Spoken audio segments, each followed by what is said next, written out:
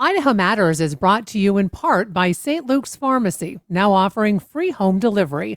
For daily medications or one-time prescriptions, home delivery is easy to set up. It's convenient and safe. St. Luke's Pharmacy, now delivering to your doorstep. Information on how to get started at stlukesonline.org. So you can't see this, but hopefully you can hear it. Behind every Boise State Public Radio podcast is a team working hard to bring you stories that matter. So if you value podcasts like this one, please support them. Hit donate at boisestatepublicradio.org. Thanks.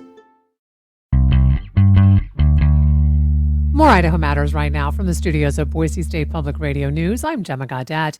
You may think of Rotary clubs as a place for networking lunches and guest speakers, but in one village in Guatemala, Boise Rotary means something much bigger: clean water. Boise Rotary has teamed up with Engineers Without Borders to help bring safe drinking water to that community. And closer to home, they're also helping create inclusive playgrounds across the Treasure Valley so more kids can play together, regardless of ability. So joining us today are Andrea Pettit, chair of Boise Rotary's annual fundraiser, Sip and Frolic, which is happening next week; Eric Malton with Merrick and Company and Treasure Valley Engineers Without Borders; Monica Neidiger, principal of the Oahe Early Learning Center, who's representing both early learning centers in the Boise School District; and Nathan Bingham, an electrical engineer volunteering with Treasure Valley Engineers Without Borders. I want to thank all of you for joining us today, and let's just start off the conversation. So Andrea, let me begin with you. Can you just tell us a little bit more about Boise Rotary for folks who may not be familiar? Because your club is making such an impact, as I mentioned, both here at home and abroad. Yes, absolutely. I'm a pretty junior member to the Boise Rotary Club with 2 years in the club. And this is an organization that is giving back. We built beds for kids without beds last week. We're doing wildlife, water cleanup and raising money now for this project in Guatemala. And I think that in a world where there's so much divisiveness that we hear about every day, Rotary has been a place for me where I can connect with people from all walks of life with this common interest in doing good and making a difference in the world. And Boise Rotary, just a fun fact, it was, I think, like the 317th Rotary Club established in Boise like in 1917, and now we have over 40,000 Rotary clubs in the world. So it's also sort of this, part of this giving back fabric that is such a part of Boise, which I really love. So Andrea, I know there's so many things, as you mentioned, that Rotary does. Talk to us about the service project aspect of Rotary. Yeah, our club has been doing, we have going on every month, there's some sort of a service project going on. Service is a big part of Rotary. It's not just showing up for a speaker, every week in our club meetings, which are fun and social and a great way to make new friends and be a part of the community, but it's actually giving back. We do a lot of hands-on work. That surprised me as a member of the club, how often we're out there doing something in the community that's pretty hands-on and involved. Eric, let me bring you into the conversation. Talk to us about Treasure Valley Engineers Without Borders. What is it? What do you do?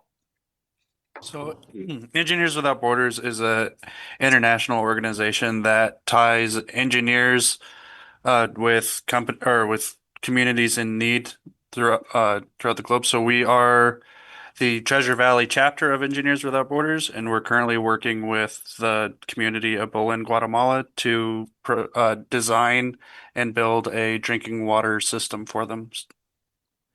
So, Nathan, how did you get involved with Rotary and the Clean Water Project in Guatemala? Yeah, I'm actually more involved with Engineers Without Borders. Rotary is helping us with our fundraising for this Engineers Without Borders project. But I got involved with Engineers Without Borders about 6 years ago. I was obviously an engineer and looking for ways I could give back, and found Engineers Without Borders, or I'd heard about it from a colleague, and just was really impressed with the service they do, where they're finding key infrastructure projects needed in disadvantaged communities, both in the U.S. and internationally. And it's an opportunity to use your professional skills in a volunteer basis to help those who need that help. So, Nathan, if I have been told correctly, you've actually been to this community in Guatemala. So can you tell us a little bit more about the project? Because it's a village of what, about 500 people? And how many miles do they have to walk right now to get drinking water? Yeah, so it's a village. There's about 100 homes. So I think, yeah, with maybe around 300 to 500 people. I'm not sure exact population, but about 100 residences. And right now they use, in the rainy season, they use a lot of rainwater capture just off their roofs. But but then that's not enough to serve their needs. And then to get water, they're walking to a cave, which is just on the outskirts of the community.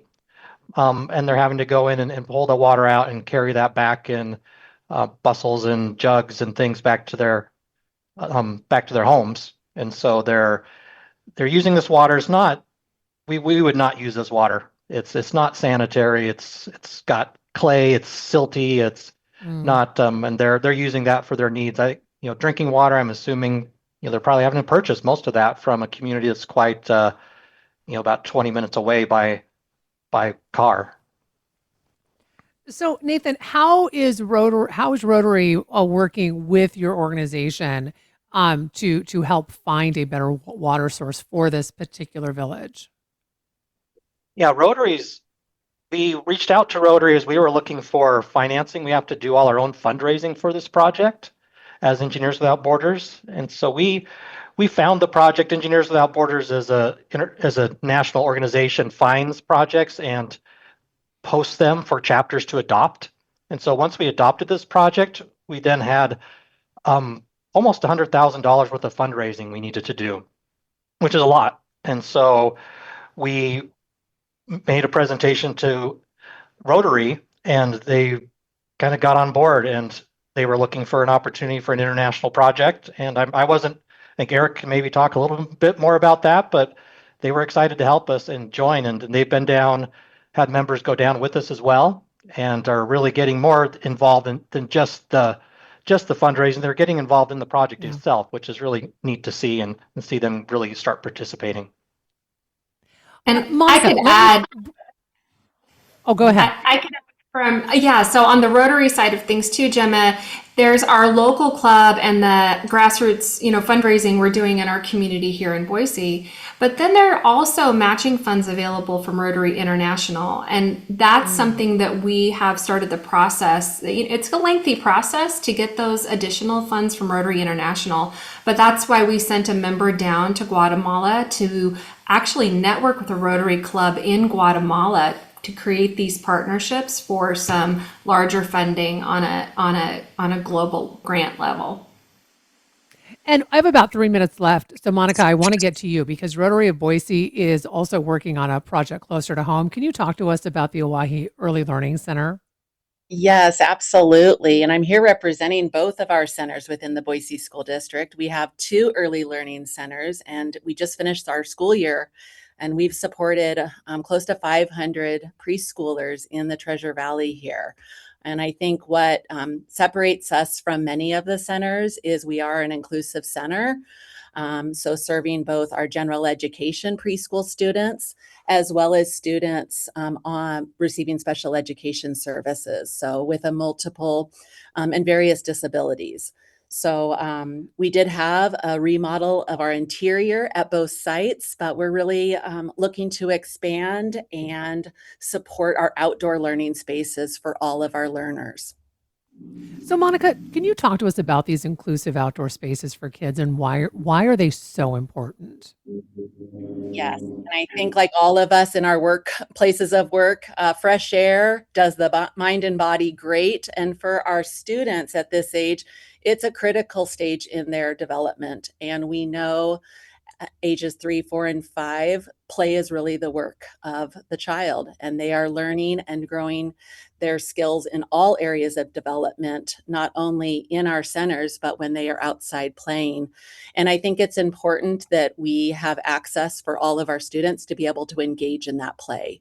And through inviting spaces and intentional spaces, that's going to not only support their creativity and imagination, but they're working on physical skills such as coordination and balance. And I think very importantly, their social emotional skills. So building empathy with each other as they're interacting with peers, sharing, navigating conflict, problem solving. And so we do have, I think, big dreams of creating those spaces outdoors, similar to what we have inside our buildings to, again, extend that space for learning for our students. And I have less than a minute left. Andrea, can you quickly tell us when your fundraiser is next week, and can people still buy tickets? Absolutely. And they can actually support us a few ways. So if they go to rotaryclubofboise.org, the Sip and Frolic event is right there front and center. It's next Wednesday, the 27th at Lost Grove Brewing, there by Boise State. And it's outdoors, live music, beer, wine, gourmet pizza. Tickets are just $25, but people can bid in our online auction and they can make donations through the event website, and they don't even have to go to the event, but we want everyone to come to the event. We'd love for the community to show up and support this. It's a great cause, and it's a really fun night. Well, I want to thank all of you so much for taking time for us. We've been talking about Boise Rotary along with Engineers Without Borders and the Owyhee Early Learning Center and how Rotary has helped with all of that. Thanks so much for listening to this episode of Idaho Matters. And for quick news of the day, start your mornings with our podcast. It's called The Connector, Idaho Daily News. And if this episode meant something to you, text it to a friend. You know, every day on Up First, NPR's Golden Globe-nominated morning news podcast, we bring you 3 essential stories. At the heart of each story are questions. What really happened? What really mattered? What happens next?